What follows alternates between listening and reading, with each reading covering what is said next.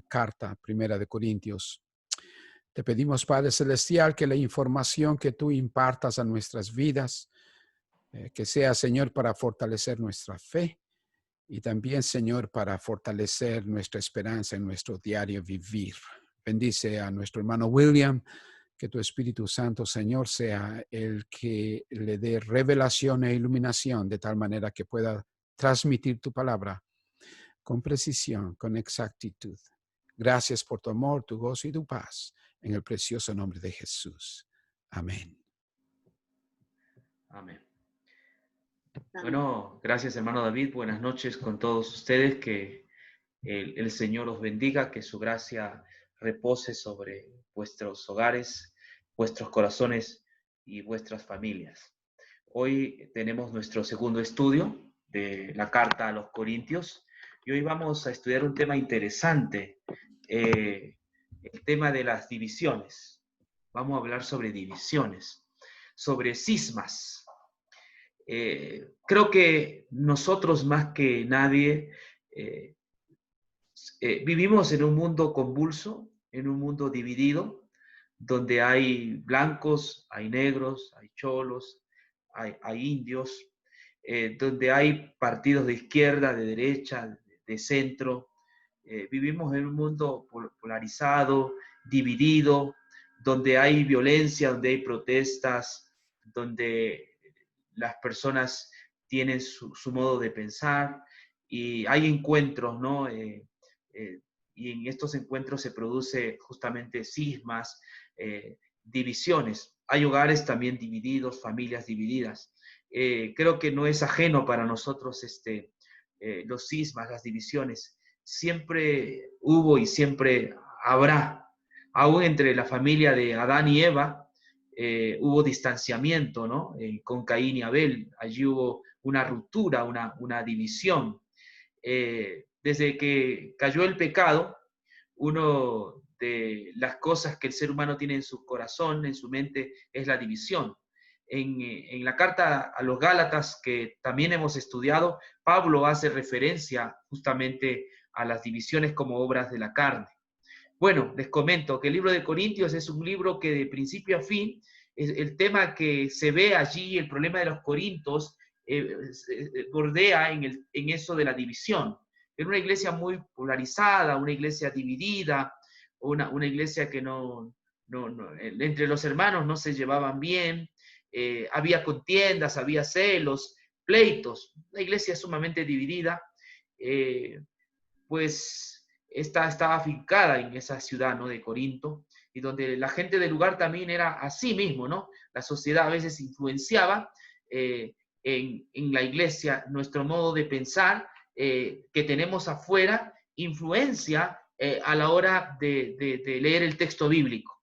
Entonces, aquí vamos a encontrar un problema que a Pablo le habían avisado, le habían dicho, ¿no? A través de una carta, a Pablo le informan que la iglesia de Corinto tenía graves problemas. Y su problema número uno que se veía allí era ese tema de la división, ¿no? El que se veía allí, ¿no?, entre la cortina, era un problema de división, una iglesia muy polarizada. Puesto que soy cristiano desde pequeño, he visto muchos cismas dentro de la iglesia, he visto los hermanos A con los hermanos B que no se llevan, es común ver bandos. Yo me acuerdo cuando estaba en cierta iglesia, ¿no?, pastoreando, habían hermanos que no se llevaban, ¿no?, que se odiaban, que tenían este problema terrible de división, no se podían ver la cara, ¿no? Yo he sido testigo de grandes pleitos en la iglesia. He podido ver personas que han llegado casi a darse de golpes, ¿no?, a insultarse. Claramente he podido palpar muy de cerca lo que es el cisma, lo que es la división, ¿no?, los celos que hay entre hermanos. Todo esto es fruto de la carne. Ahora, hoy vamos a aprender, no solo voy a centrarme en la división, sino yo quiero ir un poco más allá. ¿Por qué se produce la división? porque yo puedo hablar mucho de la división, pero tengo que saber por qué se produce la división, qué le produce la división. Claro que es una obra de la carne, sin duda alguna, está escrito, pero ¿a qué se debe que una iglesia esté polarizada, dividida y comience a mirar, ¿no?, a ciertos líderes con más cariño y a otros excluirlos o marginarlos? ¿Qué es lo que produce que una iglesia piense de esa forma, ¿no? Que aprecie más a un líder y al otro lo tenga de menos, que tenga su predicador favorito, porque parece que esto sucedía en la iglesia de Corinto, ¿no? Cierto segmento de la iglesia de Corinto gustaba de la prédica de Pedro, ¿no? Otro segmento de la iglesia de Corinto gustaba de la prédica de Pablo. Y otros decían, no, a mí me gusta Apolos, porque Apolos es elocuente, ¿no? Y Apolos pues era un tipo muy elocuente, hablaba con poder de palabras, ¿no? Entonces tenían así su estilo, ¿no? Tenían un predicador favorito. Pero ¿por qué se produce? ¿Qué es lo que Pablo quiere señalarnos, ¿no? Y yo creo que voy a centrarme, ¿por qué es lo que produce la división? ¿Por qué una iglesia se vuelve enferma, ¿no? Y celosa, y dividida, ¿no? Y que yo le puedo hablar de la división, tengo que hablarle qué la produce, por qué se produjo una división en la iglesia de Corinto, ¿no? La iglesia estaba polarizada, dividida, a punto que en la misma cena, imagínense que es la cena de comunión, que vamos a ver ya más adelante, cada uno se adelantaba a tomar su propia cena, o sea, tan divididos estaban que ni en la misma cena podían tranquilizarse. Se adelantaban tomando su cena y otros se emborrachaban. Eso dice Pablo, es una iglesia completamente dividida. ¿Qué le producía? Falta de moral, falta de ética. Había que darle un mensaje de conducta a la iglesia. Había que hablarle de los buenos valores, de las buenas cosas. Y vamos a ver cómo trata Pablo estos problemas, ¿no? Sí, eso. Yo he visto también división en las escuelas, porque he dado charlas en las escuelas y veo que el maestro, el profesor B no se lleva con el profesor A, con el profesor C, hay descontento con la rectora, hay descontento con el sistema educativo y veo que hay mucha división. Por naturaleza a nosotros nos gusta esto de ser belicosos, ¿no? Y de dividirnos. Pero ¿qué es lo que produce en sí la división? Porque la iglesia debe ser una iglesia unida. Jesús oró en Juan 17 por la unidad de la iglesia. Y muchas veces la iglesia, pues, no ha presentado este tipo de elemento de ser una iglesia unida, ¿no? Más bien dividida. En cambio, cuando veo a Satanás, usted sabe que Jesús dijo, si Satanás está dividido, su reino ha caído, ¿no? O sea, si hay que felicitar algo a Satanás, Satanás fomenta la unidad entre sus ángeles. Allí no hay discordia. Ellos están muy unidos, trabajan con intenciones, tienen concilios, tienen reuniones, ¿viste? Ellos se apoyan para hacer su maldad. Es decir, Satanás no vaya a pensar que ellos fomentan la desunión entre ellos, no, ellos están más unidos. Y a eso se debe su éxito, ¿no? En las iglesias y cómo pervierten el evangelio, cómo destruyen la sana doctrina. ¿Por qué? Porque están divididos. Jesús dice, si Satanás se divide entre sí mismo, entonces su reino ha acabado. ¿Me entiende? Es lo que sucede. Vamos, por favor, a la iglesia de Corinto. Primera de Corintios 1:10. Vamos a leer Primera de Corintios 1:10. Primera de Corintios 1:10. En adelante, ¿no? Dice así: os ruego, hermanos, por el nombre de nuestro Señor Jesucristo, que habléis todos una misma cosa y que no haya entre vosotros divisiones. Antes, estad perfectamente unidos en una misma mente y en un mismo parecer. Porque fui informado acerca de vosotros, hermanos míos, por los de Cloé, que hay entre vosotros contiendas. Quiero decir que de vosotros uno dice, yo soy de Pablo, otro dice, yo de Apolos, yo de Cefas y yo de Cristo. ¿Está Cristo dividido? ¿Fue Pablo crucificado por vosotros o fuiste bautizados en el nombre de Pablo? Doy gracias a Dios que a ninguno de vosotros bauticé, sino a Cristo y a Gallo, para que ninguno diga que fue bautizado en mi nombre. También bauticé a la familia de Estéfanas, pero no sé si bauticé a otro.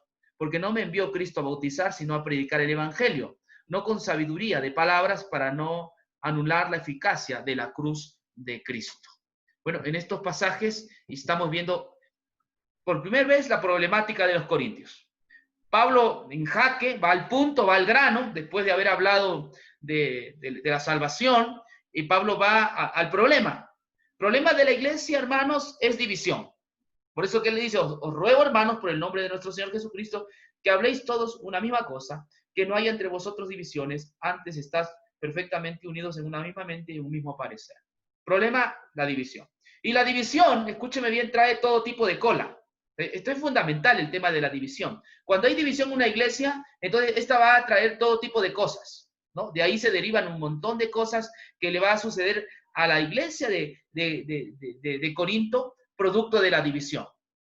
Al punto que no saben disciplinar, al punto también que no pueden participar muy bien de la cena del Señor. ¿Me entiende? ¿Por qué? Porque tienen un problema de división. Esto es fundamental.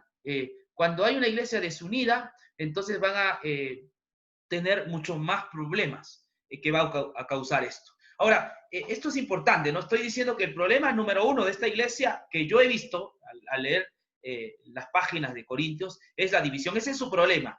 Y luego pues vienen otro tipo de problemas, pero vienen desde el punto de vista de la división. Ahora, ¿cuál era la situación según Pablo que estaba pasando? Dice que le informaron a Pablo, ¿no? Los de Cloé, que seguramente tenían amistad con Pablo, eran hermanos que Pablo había evangelizado, porque Pablo fue el que plantó esta iglesia. Estuvo en Corinto un promedio de 1 año con 8 meses. Él había sido su maestro. Él los había instruido en los caminos de Dios, les había enseñado el santo evangelio. Pero ahora le informan estos hermanos de Cloé, mire, le escriben una cartita a Pablo reconociendo su autoridad, porque él es el que había plantado la iglesia, reconociendo aquello, le escriben y le dicen a Pablo, mira, estas cosas están pasando. Le dan un informe al apóstol. Entonces el apóstol se ve forzado a escribir una carta para poder de alguna manera apabullar ese tipo de división que tenía la iglesia. ¿Y en qué se basaba? Dice, porque fui informado acerca de vosotros, hermanos míos, por los de Cloé, que hay entre vosotros contiendas. Quiero decir que de vosotros uno dice, yo soy de Pablo, otro dice, yo de Apolos, yo de Cefas y yo de Cristo.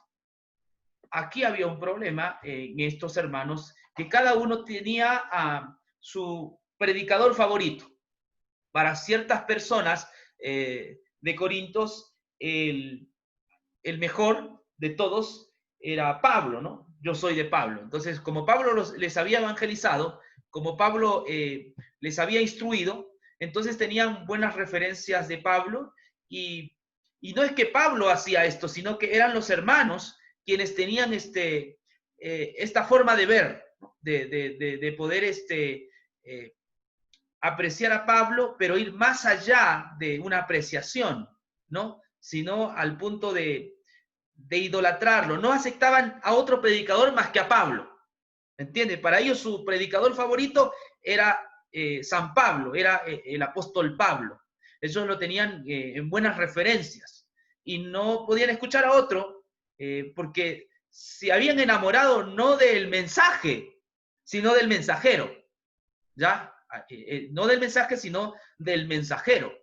En cambio, habían otros hermanos que no era Pablo, otro dice yo de Apolos, porque Apolos era, pues, ustedes saben, de acuerdo a las referencias que tenemos en Hechos, era un hombre elocuente, ¿no? Era pico del oro, tenía buena retórica, era un buen orador, ¿me entiende? Escucharlo, me imagino que era agradable, muy textual también Apolos, ¿no? Un hombre poderoso, elocuente, ¿no? Rico en palabras. Entonces habían personas que miraban bajo esos aspectos, ¿no? De Apolos.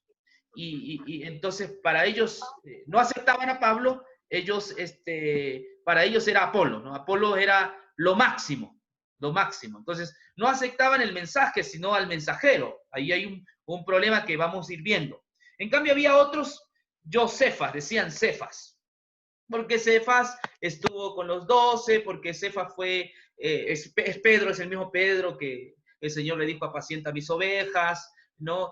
Un pastor de experiencia, ¿no? Un pastor que había estado con el mismo maestro. Entonces ponían en alta estima a Pedro. Para ellos era Pedro. Pedro era lo máximo. Entonces aceptaban a Pedro y no les interesaba Pablo ni Apolos. Por otro lado, habían otros que llegaban a una situación aparentemente, entre comillas, espiritual. Escúcheme bien, algunos decían, yo soy de Cristo, ¿no? Había también una secta que era de Cristo. Y Pablo lo remarca ahí, ¿no? No vaya a pensar que estos que dicen yo soy de Cristo es porque son espirituales. No, estos no querían ni a Pablo, no querían ni a Apolos, no querían ni a Pedro. Entonces se escondían en una supuesta espiritualidad. Yo soy de Cristo. Habrán escuchado eso, ¿no? Hoy hay entre muchas iglesias, hay gente, no, yo no sigo a pastores, no sigo a líderes, no, yo no respeto a ellos los devalorizo, porque para mí lo importante es Cristo. Se esconden en esa espiritualidad y de esta forma andan como llaneros solitarios, ¿me entiende? Andan como llaneros solitarios. Entonces había un grupo de personas que decidió, ¿no? Debido a una iglesia polarizada, decidió pues tener una secta de Cristo, ¿ya? Pero no someterse a ningún líder, ni a Pablo, ni a Apolos, es decir, los excluían, los marginaban de sus vidas, ellos decían que ellos seguían a Cristo. Ahora, ¿qué dice Pablo sobre esto? Me gusta lo que dice Pablo. El verso 13, ¿está Cristo dividido? Esa es la pregunta que les hace, ¿no? Pablo siempre hace preguntas para que las personas reflexionen, ¿no? Sus oyentes reflexionen. ¿Está dividido Cristo? Y luego dice, ¿fue Pablo crucificado por vosotros? ¿O fuiste bautizados en el nombre de Pablo? Doy gracias a Dios que a ninguno de vosotros bauticé, sino a Crispo y a Gallo, para que ninguno diga que fue bautizado en mi nombre. O sea, había tantos problemas que, no, a mí me bautizó Apolos. No, a mí me bautizó Pablo. Yo fui bendecido por las manos de Pablo. Él fue el que me echó al río, ¿no? Y me bautizó, Apolos me bautizó. Y Pablo comienza a decir, ¿acaso está dividido Cristo? Y aquí viene la pregunta de esta noche. ¿Por qué se producen las divisiones? ¿Por qué una iglesia se polariza? ¿Por qué una iglesia tiene cismas? ¿Por qué una iglesia, la palabra división tiene que ver con grietas, ¿no? Una grieta que se abre. ¿Por qué una iglesia se divide? No es por un asunto ético, escúcheme bien lo que les voy a decir, no es por un asunto ético, eso es faltar a la verdad. Nunca la división se produce por un asunto ético, por un asunto moral. Es decir, hoy voy a hablar de la unidad de la iglesia, como el problema de la iglesia es la desunión, voy a hablar de la unidad, ¿me entiende? Entonces los predicadores dicen, no, ¿a qué problema la división? Entonces voy a hablar sobre la unidad, cómo ser unidos, cómo llevarnos entre hermanos, cómo amarnos entre hermanos, y hace todo un sermón para la unidad. Hermanos, recuerden lo que les digo, nunca la división es por problemas éticos, por problemas morales. Más bien los problemas de división y los problemas morales se deben a un problema cognoscitivo. Escúcheme bien lo que le digo. Los problemas éticos, los problemas de la iglesia, los problemas de inmoralidad, los problemas de división, los problemas personales en la iglesia siempre serán por un problema cognoscitivo, nunca por un problema práctico, sino por un problema cognoscitivo. Te voy a poner un ejemplo. En la escuela vas a ver niños que tienen un mal comportamiento, niños que tiran de cocachos a los alumnos, que les quitan el cuaderno, que escupen a su compañero. Entonces, ¿qué hacen los psicólogos? Corrigen la conducta, ¿no? Son conductistas de los psicólogos. Ese niño se está portando mal, entonces vamos a ponerle disciplina. Vamos a quitarle ciertas cosas, ¿no? Privarle de ciertas cosas, o vamos a, antiguamente, ¿no? Lo escondían en un salón oscuro, allí, porque decían que su problema era de conducta. Entonces vamos a corregir la conducta. Otros corrigen la conducta castigando. Hay muchos métodos, ¿no? Eso se llama el conductismo. El conductismo es el que piensa que el problema del niño es su conducta. Entonces, si su conducta es el problema, vamos a corregir esa conducta. ¿De qué forma? Avergonzándolo públicamente, privándole de cosas, avergonzándolo. Hay una serie de cosas que se hace. Ese es el método conductista. Y la mayoría de colegios en Latinoamérica, y nosotros mismos somos conductistas, corregimos la conducta. Creemos que el problema es de conducta, entonces vamos a corregir a través de cosas así fuertes y disciplinarias, no estrictas. Bueno, el problema no es de conducta. El problema de ese niño es un problema que está por aquí. Si usted corrige lo que está aquí, entonces se corrige la conducta, ¿ya? Eso se llama cognoscitivo, ¿no? Uno tiene que ser hay que arreglar el problema de acá, porque el problema de conducta de ese niño es porque tiene un problema en la mente. Se arregla el problema de la mente, entonces se corrige la conducta de ese niño. No es al revés, no corrigiendo la conducta, usted arregla la mente. Usted tiene que ayudarle al niño, y los psicólogos mejores que existen hoy en día son los psicólogos que ayudan aquí, trabajan con la mente, porque es la mente la que produce una mala conducta. Entonces, corregimos su mente, lo que está pasando por aquí, qué le pasa al niño en su mente, qué problemas tiene, se corrige eso, entonces el niño va a disfrutar de la vida, va a tener menos estrés, va a estar más dedicado a las cosas, va a ser un niño más libre. Las guerras mundiales se han producido no por un problema de conducta, sino por un problema de filosofía. Adolfo Hitler hizo la Segunda Guerra Mundial no porque era un hombre malvado, aunque lo era, de hecho, pero ese problema era por lo que tenía en la mente. Es decir, nuestra forma de pensar es lo que nos lleva a hacer ciertas cosas en la vida, ¿no? Y a expresar eso a través de una conducta disruptiva. Es decir, es nuestro problema aquí. Nuestra filosofía de vida es la que va a determinar lo que nosotros hagamos en esta vida. Todo depende de aquí. En cuanto a la iglesia de Corinto, su problema era su conocimiento en cuanto al evangelio. Es decir, si tú tienes un conocimiento oscuro del evangelio, eso se va a revelar en tu conducta. ¿Me comprende? Casi siempre los problemas de la iglesia o siempre son los problemas con el evangelio. Eso aprendimos en Gálatas. El problema de Galacia era un problema con el evangelio. El problema de división de la iglesia de Corinto era un problema en cuanto a la información, en cuanto al contenido, en cuanto al lugar que ellos le daban al evangelio. Les voy a decir por qué. De acuerdo a su contexto, ellos eran filósofos. Cuando ellos miraban a Apolos, lo miraban desde el punto de vista del logos filosófico. Es decir, ellos miraban no desde el punto de vista del contenido del mensaje que él tenía, sino que ellos juzgaban a Pablo por su forma de ser, su enseñanza, ¿no? Y entonces lo aceptaban de esa forma. En cambio, en otros corintianos no cabía, no les calzaba, porque ellos tenían otro perfil de expositor. Entonces, entre ellos calzaba Apolos. ¿Me entienden? Y habían otros corintianos que tenían otra forma de ser y para ellos tenía que ser algo de experiencia, alguien que haya tenido el conocimiento de la misma fuente de Jesús. Entonces miraban a Pedro. Pedro era ese hombre que había estado con Jesús. Entonces tenía que ver con esta parte de aquí. Había una distorsión en cuanto al evangelio y eso hacía que estas personas tengan esos mandos, esos grupos. Esos grupos que había en la iglesia. Es decir, todo depende de la filosofía de vida que tú tengas. Es muy importante la parte mental. Ellos tenían un poco aprecio hacia el evangelio.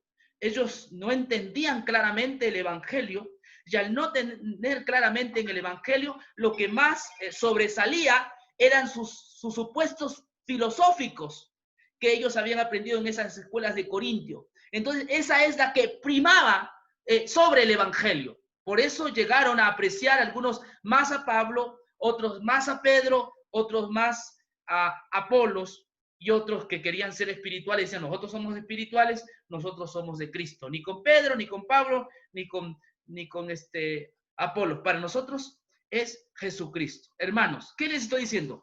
Cualquier distorsión que haya en la iglesia, cualquier problema en la iglesia que haya, siempre será un problema con el evangelio. Esto es lo que Pablo va a explicar más abajo, 18 al 17. Porque no me envió Cristo a bautizar, sino a predicar el evangelio, no con sabiduría de palabras, para no anular la eficacia de la cruz de Cristo. Pablo dice que él no predicó con sabiduría de palabras, porque ahí estaba el problema de los corintios. Apreciaban mucho esa parte de la que le dije, la filosofía, ¿no? El logos de la filosofía. Es decir, ellos miraban mucho y juzgaban al predicador porque ellos tenían su forma exquisita de apreciar a un predicador. No se olvide que en esa época habían grandes referentes en política, grandes referentes en cuanto a retórica, oratoria, habían grandes maestros, filósofos muy respetados. Entonces estas personas de Corintios, cuando llegaron al Evangelio, creyeron en Jesucristo. Sin embargo, como no tenían en poca monta el Evangelio, más sobresalían sus formas de ver, sus perfiles. Y entonces no calzaba para ellos Pablo. No calzaba Pablo, no calza Pablo para nosotros. Para nosotros calza Apolos. Apolos es el verdadero predicador, es el verdadero mensaje. Y otros decían, no es Apolos. Apolos no es el verdadero mensajero, es Pedro. Entonces, esto nacía justamente por su filosofía de vida. Recuerden que la filosofía de vida de Hitler llevó a Hitler a hacer la Segunda Guerra Mundial. Todo depende, ¿qué es lo que tengas? En la mente. Lo que hay en la mente determina tu vida. ¿Me entiendes? Si tú en tu mente tienes resentimiento contra tu padre o tu madre, tú tienes un resentimiento, pues eso va a primar en tu estilo de vida, en tu forma de comunicarte con tus amigos, con las personas. Vas a ser una persona austera, vas a ser una persona triste, colérica, con rabia, con ira, porque en tu filosofía de vida tú tienes un problema con tu papá. Odias a tu papá, detestas a tu papá. Entonces esa filosofía de vida va a determinar tu conducta. Y eso mismo pasa en el Evangelio. Cuando no tenemos bien en claro el Evangelio, cuando no tenemos bien en alto el Evangelio, cuando no apreciamos el Evangelio, cuando el Evangelio no llega a ser el primer lugar en nuestras vidas, entonces nuestros otros puntos de vista van a sobresalir y va a pasar lo que pasó en Corinto, una iglesia dividida, polarizada, porque se había enamorado del mensajero y no del Evangelio. Por esa razón Pablo habla de la sabiduría. Cuando fui y les llevé el Evangelio, no fui con excelentes palabras de sabiduría, sino para no hacer nula la eficacia de la cruz. Y dice el 18, porque el mensaje de la cruz es locura a los que se están perdiendo, pero para nosotros, los que estamos siendo salvos, es poder de Dios. Porque está escrito, destruiré la sabiduría de los sabios y desecharé la inteligencia de los entendidos. ¿Se está dando cuenta ahora sí? Ese era el problema, ese es todo el problema que vamos a ver a medida que abramos los demás capítulos o versículos. Nos damos cuenta que ese era el problema de la iglesia de Corinto. Es decir, su filosofía de vida no estaba centrada en el Evangelio. ¿Me entiende? No estaba en el Evangelio, estaba en la sabiduría filosofal. ¿Me entiende? Para ellos era más importante la filosofía, el logo filosofal, que el Evangelio. Habían puesto a su conocimiento por la sociedad donde vivían, por las costumbres que tenían. Cuando llegaron al Evangelio, más primó su logo filosofal. Y entonces no discernían el mensaje. ¿Por qué? Hay una razón. Pedro, Pablo y Apolos y Jesús no estaban divididos. O sea, el problema no era Pablo, no es que Pablo y Apolos, cuando Apolos fue a la iglesia de Corinto, dijo, no, el hermano Pablo no es tan bueno, yo soy el bueno. No, entre apóstoles o entre siervos de Dios no había ese tipo de división. El problema no eran ellos, el problema no era Pablo, el problema no era Pedro, el problema no era Apolo, no era Jesús. El problema era la iglesia, era su concepción que tenían acerca de Jesús. Era parca, esa concepción era casi oscura. Para ellos más sobresalía sus antecedentes filosofales, su conocimiento. Y entonces por esa misma razón, cuando había que disciplinar a un tipo, ellos no lo disciplinaban porque para ellos era más importante su conocimiento libertino que tenían. Entonces no había una clara concepción de lo que es el evangelio. No había una clara concepción del evangelio. No estaban divididos porque eso dice 1 Corintios 3, vamos a ver. 1 Corintios capítulo 3, miren lo que dice, capítulo 3. 4, dice. Cuando uno dice yo soy de Pablo y el otro yo de Apolos, ¿no procedéis a lo humano? ¿Qué es Apolos? ¿Y qué es Pablo? Siervos por los cuales habéis creído, y eso según ha concedido el Señor a cada uno. ¿Se da cuenta? Entonces que estos siervos no estaban divididos. Ellos se llevaban muy bien. Pues sucede por ejemplo, en cuestión de política, aquí un ejemplo, ¿no? El gobierno anterior, el gobierno de Correa, comenzaba a hablar mal de sus antecesores, ¿no? Hablaba mal de sus antecesores. Bueno, tenemos otro presidente, Lenín Moreno, que habla mal de su antecesor, en este caso de Correa. Vendrá otro presidente que hablará mal de Lenín Moreno. Pero bueno, entre los apóstoles no había eso. Había coinonía, había armonía, había unidad. Pablo y Apolo se llevaban muy bien. Pedro y Jesús se llevaban muy bien y se llevaron muy bien. Es más, Jesús le dijo, Pedro, apacienta mis ovejas. Es decir, no había tal disonancia, tal división. Entonces el problema no era Pedro, Pablo o Jesús. El problema era la iglesia y esto se producía por el ambiente, por la situación social en la cual ellos vivieron.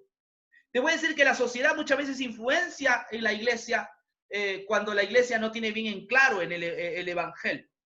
En el Perú, en la época de un presidente que él era militar, Velasco Alvarado, la mayoría de iglesias se volvieron como él, como el presidente, ¿no? Como Velasco Alvarado. Es decir, las doctrinas de Velasco Alvarado se enseñaban también en la iglesia y hubo un problema gravísimo porque entonces Velasco lo que hacía era fomentar el nacionalismo, ¿no? Es decir, todo tiene que ser producto peruano. Entonces, en esa época, los gringos iban a evangelizar el Perú. Y entonces en las iglesias habían gringos que estaban de pastores. ¿Y qué sucedió? A estos gringos los echaron.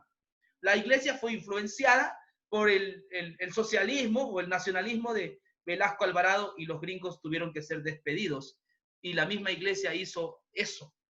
Entonces, nuestra filosofía de vida, lo que tenemos aquí, determina lo que vamos a hacer. En este caso, los hermanos de Corintios no le daban tanta importancia al evangelio. Para ellos el mensaje de la cruz no era tan básico, no era tan elemental, no era tan importante y por lo tanto eran más sus ideas, sus conceptos que tenían sobre la vida que primaban y esto los llevó a ser una iglesia polarizada, dividida, a enfrentarse entre ellos mismos. Y no había entonces esa unidad que debe haber en Jesucristo. Porque cuando una iglesia sabe quién es Jesús, cuando una iglesia sabe lo que Cristo hizo por nosotros, cuando una iglesia comprende el sacrificio de Jesucristo, es una iglesia unida. ¿Ya? Cuando una iglesia comprende la virtud de Cristo, comprende el derramamiento de sangre de Jesucristo y ama la cruz de Cristo, como consecuencia será una iglesia unida. Pero cuando una iglesia no mira a Cristo, cuando una iglesia no tiene a Cristo como el canal de bendición, cuando una iglesia no tiene a Cristo como el centro de sus vidas, será una iglesia desorganizada y será una iglesia dividida. Y será una iglesia que estará en las obras de la carne, estará obrando en forma carnal. No será una iglesia madura, será una iglesia niño.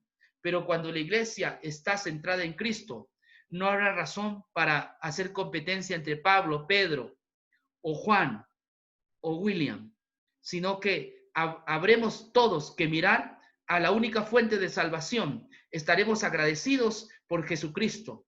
Miraremos solamente al Cordero que fue inmolado. Miraremos solamente al Salvador. Él será todo para nosotros. Y entonces, como consecuencia, habrá unidad. No importa si el hermano A no tiene la retórica que tiene el hermano Juan. No tiene la elocuencia, pero está predicando el evangelio. Y yo me gozo porque aunque no tenga el hermano la elocuencia del hermano Juan, pero está predicando el evangelio. Yo me gozo porque ese hermano está predicando el evangelio. Entonces va a haber armonía. Pero cuando yo quiero defender mi estilo de predicación, entonces viene este tipo de polarización, porque no hay centralidad en el evangelio. Tú estás centrado solamente en los estilos de predicación. Hermano, existen muchos estilos de predicación. Estoy seguro que Pedro tenía lo suyo, Pablo también, son estilos. Pero Pedro predicaba el evangelio, Apolo predicaba el evangelio, Jesús predicó el evangelio, y no están divididos, sino que tú estás mirando desde el punto de vista de tu estilo, y eso ya es ser carnal, porque estás basándote en hechos, en ídolos que tú mismo tienes, ¿no? Porque estaban haciendo prácticamente ídolo de Pablo, por eso que Pablo dice así, ¿no? Pablo es radical. ¿Está dividido Cristo? ¿Fue crucificado Pablo por vosotros? Mira hasta dónde se pone Pablo, ¿no? Yo di mi vida por ustedes. Yo fui el que derramé mi sangre por ustedes. Y ellos sabían que no. Entonces no me miren a mí. ¿Qué me tienen que mirar a mí? ¿Qué tienen que estar concentrándose en mí? Yo no morí por ustedes. Yo no derramé sangre por ustedes. Fue Jesucristo. Entonces Pablo está invitando a la iglesia al Calvario. Pablo está invitando a la iglesia al Calvario. Pablo está invitando a la iglesia al Cristo crucificado. Pablo está llevándole a la iglesia a la locura de la cruz. Pablo está llevándole a la iglesia al mensaje de la cruz. Eso es lo que vamos a ver, hermanos. O sea, otra vez nos topamos con el mismo tema. Es el evangelio. Todos los cismas de la iglesia se producen porque una iglesia no ha entendido el evangelio. No es suficiente decir que soy salvo. No es suficiente decir que soy salvo. Lo que hay que decir es que Jesucristo es nuestro perfecto Salvador, y toda nuestra adoración y pleitesía tiene que decírsele a Jesús. Hay que aceptarlo a Él siempre, confesar que Él es nuestro Salvador, nuestro perfecto Salvador. Siempre debemos vivir al pie de la cruz. Cuando no vivís al pie de la cruz, yo no sé al pie de quién vas a vivir, al pie del monte Sinaí, pues por eso te va a tener problemas, o al pie de la filosofía griega. No, debemos morar y vivir al pie de la cruz. Cuando vivamos al pie de la cruz, habrá una iglesia unida, como la iglesia, esa iglesia que fue perseguida en el primer siglo cristiano, que morían en la arena, en el circo romano.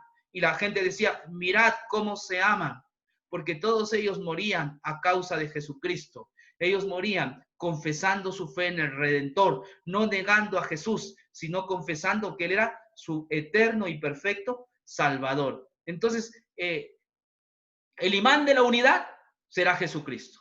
Una iglesia que no entiende lo que sucedió en el Calvario será una iglesia, entonces, que obrará en forma carnal, se comportará como niño.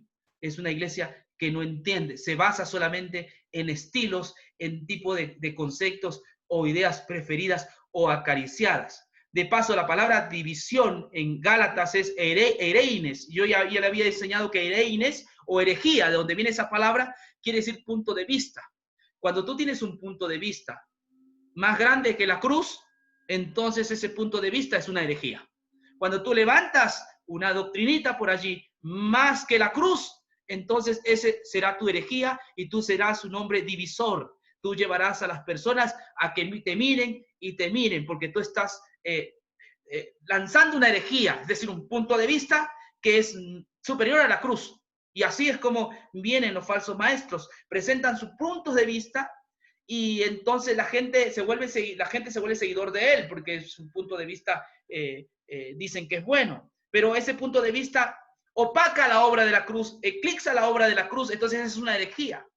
Las herejías bíblicas son herejías contra la cruz, contra la encarnación de Jesús, contra algo de Jesús. Nunca la herejía será contra otra doctrina. La herejía viene cuando algo de Cristo se distorsiona. Eso es herejía. Cuando algo de Cristo se distorsiona, eso es herejía. ¿Ya? Entonces, eso es importante, entender esta situación. Cuando algo teocéntrico o cristocéntrico se distorsiona, ese ya es una herejía. Y esa herejía se vuelve en un nuevo evangelio, un evangelio, por supuesto, pervertido. Entonces, hermanos, yo les estoy dando la referencia de que cuál es el problema realmente de la división. Es un desconocimiento de la totalidad de la cruz. Entonces no basta decir, ya conozco la cruz. No, los hermanos se comportan mal porque no conocen la cruz. ¿Me entiende? se alce en guerra si hay división, porque esa persona que está creando división no conoce la cruz, no está obrando conforme al evangelio del Señor Jesucristo. Un conocimiento verdadero de la cruz nos llevará a la unidad, nos llevará a reconocer cuán pecadores somos, nos llevará a poder fomentar los buenos valores y armonía entre la iglesia. Un desconocimiento obtuso de la cruz, oscuro de la cruz, nos llevará a todos los problemas que están en la iglesia de Corinto. Pablo, ¿cómo arregla el problema? Llevándoles otra vez a la cruz. Por eso termino con este pasaje. Porque el mensaje de la cruz es locura para los que se están perdiendo, pero para los que están siendo salvos es poder de Dios. Una vez unos hermanos me dijeron, ¿no? El pastor, en la iglesia no están diezmando. Haga un sermón sobre el diezmo. Y yo les dije, no, pero yo no. El problema no es que yo haga un sermón sobre el diezmo, porque puede ser que me resulte por una semana y 2 semanas y los hermanos den porque le meto miedo, ¿no? Y comiencen a dar. Y sí he visto que da resultados. Pero el problema no es eso. Es una mala comprensión del amor de Dios. Cuando no comprendemos el alto precio que Jesucristo pagó en la cruz por nuestros pecados, cuando no entendemos el sacrificio expiatorio de Cristo, entonces los hermanos serán duros, ¿no? No van a dar. Solo la persona que entiende lo que Jesús hizo por ellos será una persona llamada a dar y a fomentar la unidad en todo sentido. Y si yo soy causa de división, me haré a un lado, porque prefiero que el mensaje de la cruz sea exaltado, que el mensaje de la cruz sobresalga por encima de mis conceptos o ideas. Que Dios os bendiga en el nombre de Jesús. Amén. ¿Tienen alguna acotación? Yo he concluido con este tema.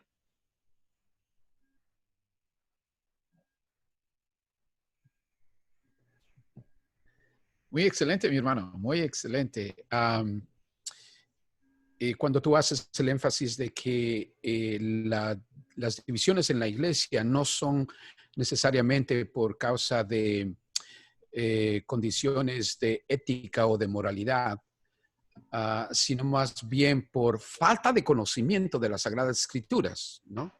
Y yo estoy de acuerdo contigo. Algo que yo enseño es lo siguiente: Dios no vino a cambiar la conducta, Dios vino a cambiar la conciencia. Y si la conciencia es cambiada, la conducta por sí sola va a cambiar, ¿no? Lo que me he dado cuenta, por ejemplo, dentro del ministerio que el Señor me ha dado, es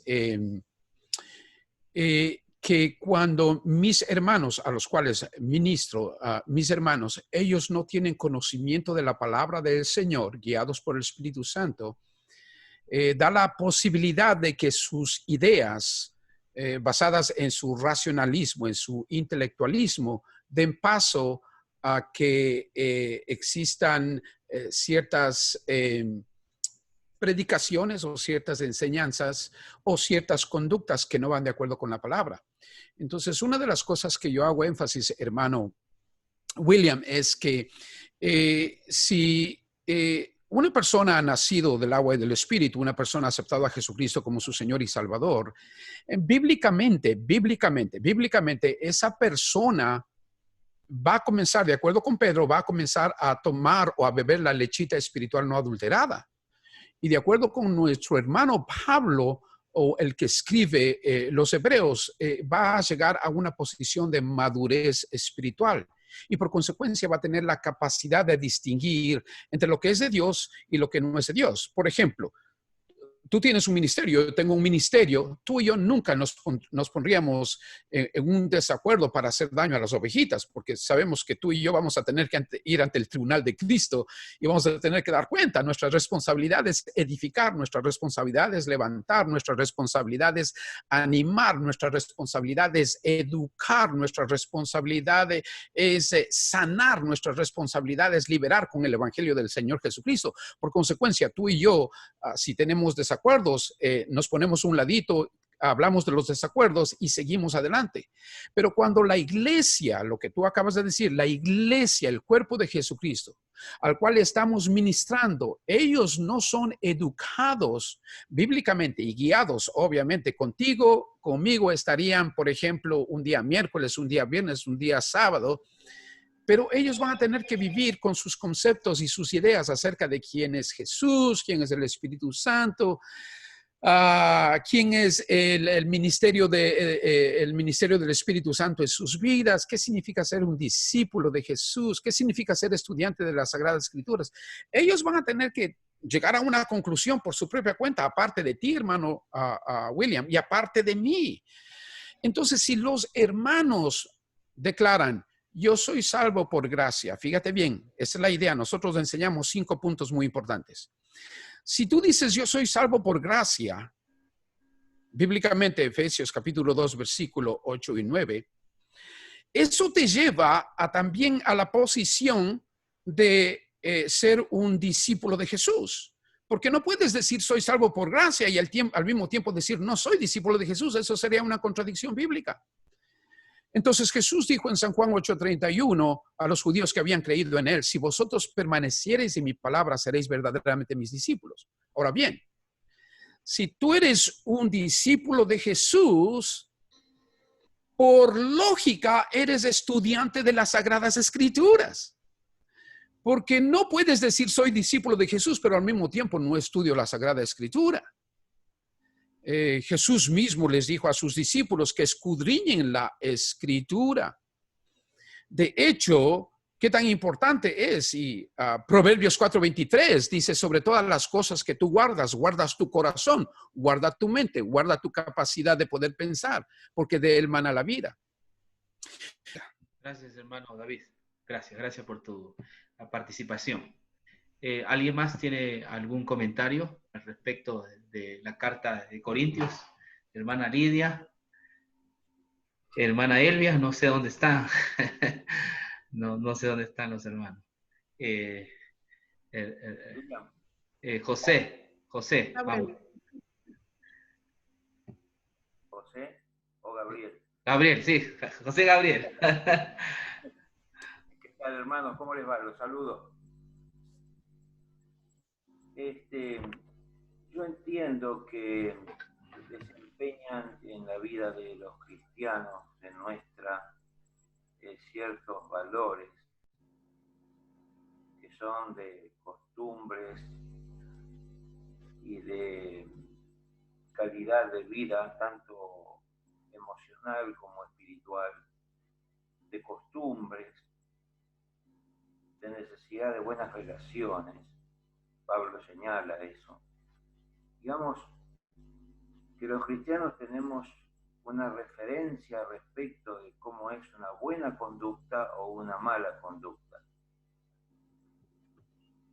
Ahora, la solución que Pablo da recurrentemente es repetitiva y siempre la misma. Si alguien no da diezmo, predicar el evangelio. Si alguien no predica, predicar el evangelio. Si uno roba la bolsa como Judas, predicar el evangelio. Si alguien no ora, predicar el evangelio. Si alguien... No hay muchas soluciones, porque la vida, la muerte y la resurrección de Jesús es el remedio puesto para el cielo. Los problemas de conducta son problemas secundarios, hermanos. Los problemas de costumbre son problemas secundarios. Nuestro principal problema es que naturalmente ofrecemos resistencia a creer en lo que Dios hizo para nosotros como algo suficiente y necesario todos los días, en todos los minutos. Esa es una resistencia natural que tenemos y el Espíritu de Dios nos trae a Jesús para que nos resulte atractivo y vayamos perdiendo la resistencia a verlo como alguien no agradable a Jesús, sino todo lo contrario, de poder comprender su perfección, su justicia y su amor por nosotros. al punto que dio su vida por nosotros. Entonces, cuando una persona dice, yo voy a pelear contra Satanás, o voy a portarme bien, y no va a la fuente una y otra vez, está condenada a perder la bendición y la fuerza que solo provienen de Dios. Así que volvámonos obsesivos, dejemos que Dios nos vuelva obsesivos con la consideración y el aprecio a Jesús como nuestra única vía de salvación para cualquier cosa, sea que seamos Hitler o nos guste robar las monedas del vuelto que nos da nuestra mamá para hacer... Sí. Lo dice. Así que es el todo y en todos, dice la palabra de Dios. Amén. San Pablo dice que su bondad nos guía al arrepentimiento, ¿no? En Romanos, tu bondad nos guía al arrepentimiento. Entonces, la persona que están dando de una manera equivocada es la bondad de Dios. La mejor corrección que podemos hacer por esa persona es enseñarle la bondad de Dios. ¿Quién puede mirar el sacrificio de Cristo y no derramar lágrimas? ¿No? William, yo estoy seguro que ni Adán ni Eva tenían alguna posibilidad de triunfar sobre Satanás solamente amparados en un escrito está. Si ellos no le pedían socorro a Dios, estaban condenados a perder y aún no eran una raza caída. No tenemos ninguna chance nosotros ni siquiera contra nosotros mismos, a menos que reconozcamos en Jesús a nuestro Salvador. Es nuestro único Salvador. Ni el miedo, ni el amor al premio, ni el temor al castigo nos va a corregir de nuestra naturaleza. Es Jesús el único que se ha declarado a sí mismo y ha sido declarado por Dios como nuestro único Salvador, porque no hay otro nombre debajo del cielo dado a los hombres en quien podamos ser salvos, dice la palabra de Dios. Así que no busquemos en otro lado. Si tenemos problemas, vayamos ahí, volvamos ahí y volvamos otra vez. Y Dios nos va a recibir no 7, sino 70 veces 7. Amén. No se cansa el Señor de nosotros. Amén. Así que estos estudios que estamos haciendo, ojalá podamos verlos como el camino que Dios nos está trazando ahora para que aprendamos esto, todos, los más viejos y los más nuevos. La iglesia por ratos se pierde, ¿no? De esto de acá, nos perdemos, el enfoque, ¿no? Gracias, Gabriel. Muy bien, ¿alguna pregunta más? Y si no, vamos con el himno que tenemos preparado para hoy, ¿no?